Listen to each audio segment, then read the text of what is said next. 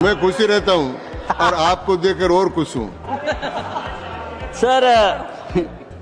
Sir मैं देख रहा हूं कल से दोनों सदनों में गरीब मुसलमानों की बहुत चिंता हो रही है।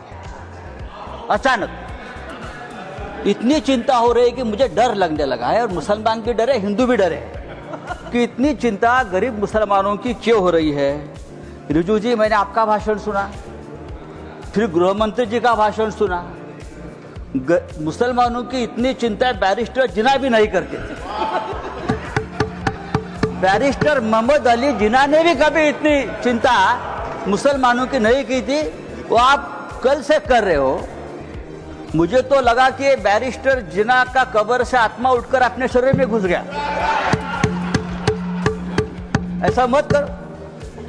हमें पहले लगता था कि हम सब मिलकर एक हिंदू राष्ट्र बना रहे हैं, लेकिन आपका भाषण ये आपके सब देखकर मुझे लगा आप हिंदू पाकिस्तान बनाने जा रहे हो। ये सर, जिस तरह से ये आपने ये बिल जो आप लेकर आए हैं, ये लोगों का ध्यान भटकाने की एक रणनीति है। कल ही प्रेसिडेंट ट्रंप ने हिंदुस्तान के ऊपर 26% टैरिफ का आक्रमण किया, पूरा सबको डुबा दिया। तो ये असली मुद्दा जो है, उसी दिन आपने ये बिल लेकर आए, उसी दिन डाइवर्ट करने के लिए, उसी दिन चर्चा होनी चाहिए थी कि ये बिल जो प्रेसिडेंट ने, जो ट्रंप ने जो टैरिफ लगाया, उसे हमारे देश के ऊपर क्या प्रभाव पड़ेगा, हमारी अर्थव्यवस्था गिरेगी, हमारा रुपया गिरकर मर जाएगा। ऐसी बहुत सी बातों का जो ध्यान जनता सोच रही थी, तो आपने ध्यान हटा दिया और हिंदू मुसलमान के मुद्दे पर वापस आपने ध्यान ला कर दिया। जब भी बेरोजगारी, महंगाई, आर्थिक मुद्दे आते हैं, तो आप इस प्रकार के धार्मिक मुद्दे लेकर आते हो और 2 दिन, 4 दिन, 5 दिन चर्चा आप कर लेते हो। सर, गरीब मुसलमानों की बात आप लोग कर रहे हो, करोड़ों गरीब मुसलमानों के हित की बात आप कर रहे हो। आपको मुसलमानों की चिंता कब से होने लगी? या आप ही लोग हैं मुसलमानों को चोर बोलते हो? आप ही लोग हैं मुसलमान आपकी जमीन छीन लेंगे, आपके गले का मंगलसूत्र खींच लेंगे, आपके गाय बैल उठाकर लेके जाएंगे।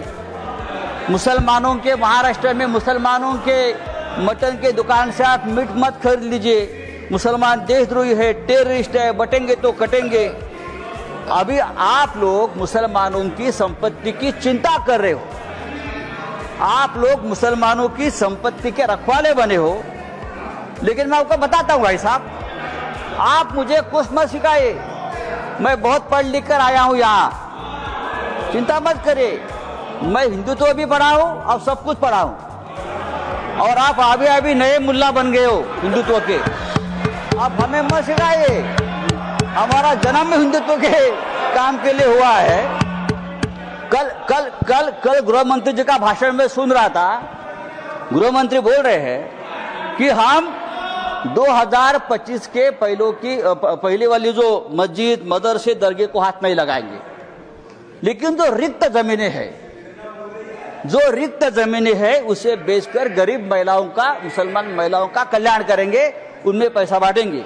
रिक्त जमीनें तो आखिर आप बेचने खरीदी के बात पर आ गए, जिसका डर था कि जमीन बेचेंगे, जमीन खरीदेंगे, या ये जो आपका मूल उद्देश्य है बिजनेस, व्यापार, उसके ऊपर आए।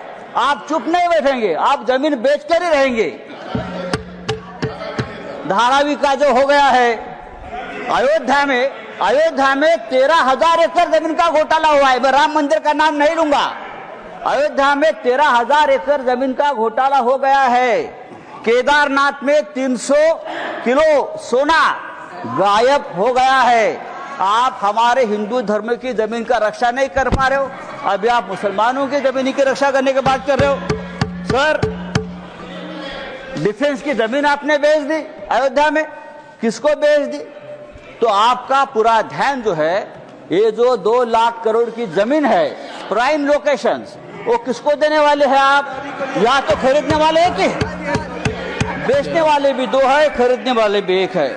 तब अगर आपको जमीन की चिंता है, अगर आपको जमीन की चिंता है तो हमारे कश्मीर पंडित ही है, अब कश्मीर के हमारे पंडित भाई है, 40,000 कश्मीरी पंडित की अब तक जमीन नहीं मिली है, घर नहीं मिला है।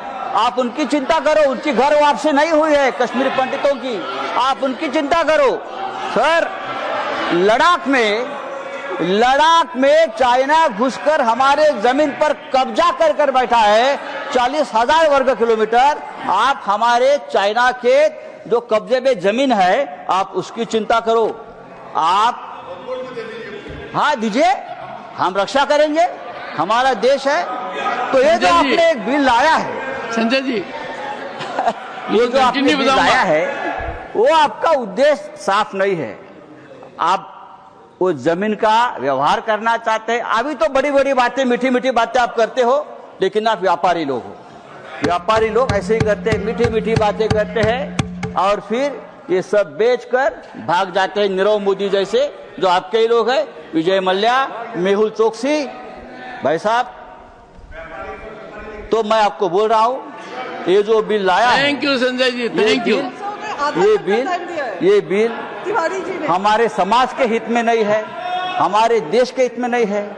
आप फिर एक बार इस देश में तनाव पैदा करना चाहते हैं, फिर एक बार इस देश में दंगे भड़काना चाहते हैं, लेकिन आप ये धंधे बंद करो। धन्यवाद। Thank you.